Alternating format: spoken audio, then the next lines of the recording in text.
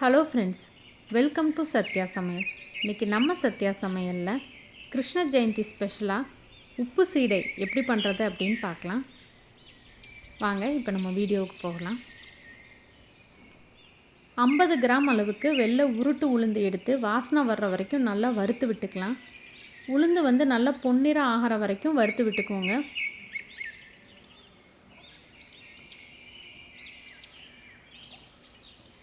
ஒரு table spoon அளவுக்கு வெள்ளை எள்ளு வறுத்து எடுத்துக்கலாம். எல்லாமே நம்ம வறுத்துட்டு அதுக்கப்புறமா சேர்ந்து கலக்க போகிறோம். ஸோ முதல்ல எல்லாத்தையுமே வறுத்து எடுத்துக்கலாம். எள்ளு லைட்டாக படபடன்னு பொரிய ஆரம்பிக்கும், அந்த இடத்துல எடுத்துக்கலாம். ஒரு டேபிள் ஸ்பூன் அளவுக்கு தேங்காய் துருவல்,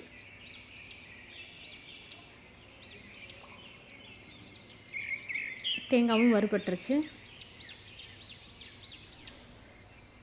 இப்போ நம்ம வறுத்து வச்சுருக்க உளுந்தை நல்லா அரைச்சிட்டு நல்லா பொடி பண்ணிடுங்க. 2-3 வாட்டி சலிச்சிட்டு கொஞ்சம் கூட குருணை இல்லாத அளவுக்கு சலிச்சு எடுத்துக்கோங்க.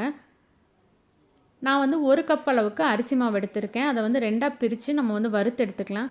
அரிசி மாவு வறுக்கும்போது உங்களுக்கு ரொம்ப சாஃப்டாக இருக்கும். அதே நல்லா வறுபட்டுருச்சுன்னா கையில் எடுத்து பார்த்திங்கன்னா கோல மாவு பதத்துக்கு வரும். அப்போ தான் நம்ம சீடைக்கு சரியாக இருக்கும். அதே மாதிரி இந்த அரிசி மாவு வறுத்ததுக்கப்புறமா நம்ம சலிச்சிட்டு தான் சீடைக்கு பயன்படுத்தணும். அரிசி மாவும் உளுந்தும் நல்லா வறுபட்டு நல்ல பொடியாக இருந்தது அப்படின்னா தான் சீடை நமக்கு கரெக்டாக வரும். நான் எல்லாமே வறுத்து எடுத்து வச்சாச்சு. இப்போ இது எல்லாத்தையுமே நம்ம கலக்கிடலாங்க. 1 கப் அளவுக்கு அரிசி மாவு, இது 250 ml கப்பில் 1 கப். 2 டேபிள் ஸ்பூன் அளவுக்கு வறுத்து அரைச்ச உளுந்து பொடி. திரும்பவும் ஒரு தடவை நம்ம சலிச்சுக்கலாம்.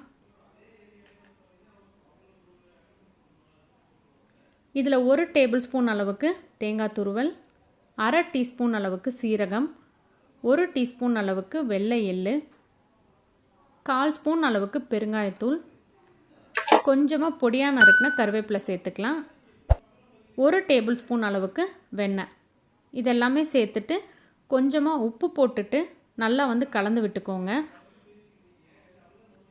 மாவு வறுக்கிற பதமும் அதே மாதிரி குருணை இல்லாமையும் இருக்கிறதா நம்ம சீடைக்கு ரொம்பவே முக்கியமானதுங்க. இல்லை அப்படின்னா உங்களுக்கு சீடை வெடிக்க ஆரம்பிச்சிரும். அதே மாதிரி எண்ணெயினுடைய ஃப்ளேம் ரொம்ப கம்மியாக வச்சிங்க அப்படின்னா நம்ம சீடை போட்டதுமே அப்படியே எண்ணெயில் ஃபுல்லாக உதிர்ந்துடும். நீங்கள் ஃபஸ்ட் டைம் ட்ரை பண்ணுறீங்க அப்படின்னா இதில் பாதி அளவுக்கு மட்டும் ட்ரை பண்ணுங்கள். முதல்ல 2 சீடை மட்டும் போட்டு பாருங்கள். நமக்கு சீடை வெடிக்காமல் கரெக்டாக வருதா அப்படின்னு. அதுக்கப்புறமா மற்ற சீடையை போட ஆரம்பிங்க. இப்போ நம்ம கொஞ்சம் கொஞ்சமாக தண்ணி கலந்து இந்த அளவுக்கு மாவு பிசைஞ்சிக்கலாம். ரொம்பவும் கெட்டியாக இல்லாமல் ரொம்பவும் லூஸாக இல்லாமல். சீடை பிடிக்கிறது உங்களுக்கு ஈஸியாக இருக்கும். ஒன்று இந்த 3 விரலை எடுத்து அழுத்தி பிடிக்காமல் அழுத்தம் கொடுக்காமல் பிடிக்கணும். இப்போ நம்ம குலாப் ஜாமுனுக்கு உருண்டை பண்ணுவோம் இல்லைங்களா, அழுத்தம் கொடுக்காமல் அந்த மாதிரி 3 விரல்லையே எடுத்து லைட்டாக உருண்டை பிடிச்சி விடுங்க. இல்லை அப்படின்னா உங்களுடைய உள்ளங்கையில் வச்சு லேசாக உருட்டி விடுங்க. இது நம்ம குலாப் ஜாமுனுக்கு இந்த மாதிரி தான் பண்ணுவோம், அழுத்தம் கொடுக்காமல் உள்ளங்கையில் வச்சு. இந்த மாதிரியும் நம்ம உருண்டை பிடிச்சிக்கலாம். உருண்டை எல்லாமே பிடிச்சிட்டு ஒரு அரை மணி நேரத்துக்கு ஒரு டிஷ்யூ பேப்பர் இல்லைனா பேப்பர் டவலில் போட்டு வைங்க. அப்போ எக்ஸஸாக இருக்க எண்ணெய் நமக்கு நீங்கிரும். நான் ஏற்கனவே 2 சீடை போட்டு பார்த்தேன், கரெக்டாக வந்ததுனால நான் மித்த சீடைகள் எல்லாமே போடுறேன். நீங்கள் ஃபஸ்ட் டைம் ட்ரை பண்ணுறீங்கன்னா கண்டிப்பாக 2 மட்டும் போட்டு பாருங்கள். நடுவில் பக்கத்தில் ஒரு மூடி கூட வச்சுக்கோங்க. ஏன்னா டக்குன்னு சீடை வெடிச்சதுன்னா நமக்கு எண்ணெய் தெறிக்கும். கொஞ்சம் குவான்டிட்டியில் நீங்கள் ட்ரை பண்ணி பாருங்கள். நமக்கு சூப்பரான சீடை ரெடி ஆகிடுச்சு. கண்டிப்பாக இந்த ரெசிபி நீங்களும் ட்ரை பண்ணி பாருங்கள். இந்த ரெசிபி உங்களுக்கு பிடிச்சிருந்தா உங்கள் ஃப்ரெண்ட்ஸ் எல்லாத்துக்கும் ஷேர் பண்ணுங்கள். லைக் பண்ணுங்கள், கமெண்ட் பண்ணுங்கள். மறந்துடாமல் நம்ம சேனலை சப்ஸ்கிரைப் பண்ணுங்கள். சுவையருந்திட சுவைத்து பாருங்கள். தேங்க்யூ.